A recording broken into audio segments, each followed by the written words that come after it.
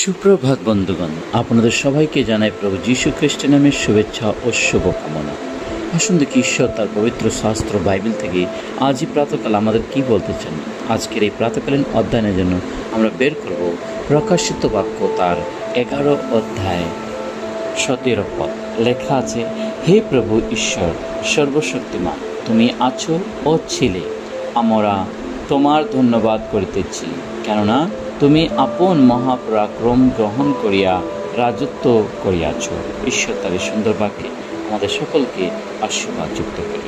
আজই প্রাতকাল প্রভু তার বাক্যতে আমাদেরকে সাধু জনের দ্বারা এখানে বলছেন, আমাদের প্রভু ঈশ্বর তিনি সর্বশক্তিমান এবং তিনি আছেন এবং তিনি ছিলেন।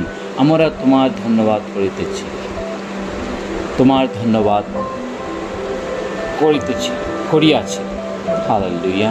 ঈশ্বরকে ধন্যবাদ করি, প্রভু তিনি আজ এই সুন্দর প্রাতকাল আমাদের দিলেন। এই প্রাতকালে আমরা দেখতে পাই প্রভু আমাদেরকে শিখাচ্ছেন যেন আমরা তার মহিমা, তার স্তুতি, তার প্রশংসা যেন করি, কারণ তিনি ঈশ্বর সদাপ্রভু, যে সর্বশক্তিমান, তিনি আছেন এবং তিনি ছিলেন এবং আমরা তাহারই ধন্যবাদ করিতেছি, কেননা তিনি আপন মহাপরাক্রম গ্রহণ করিয়া এই সংসারে এবং এই পৃথিবীতে রাজত্ব করিয়াছে।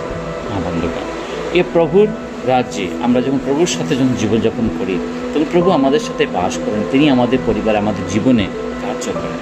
তাই আজ আমরা যেন আমাদের জীবন, মন, প্রাণ সেই সদাপ্রভুর হাতে সমর্পণ করি।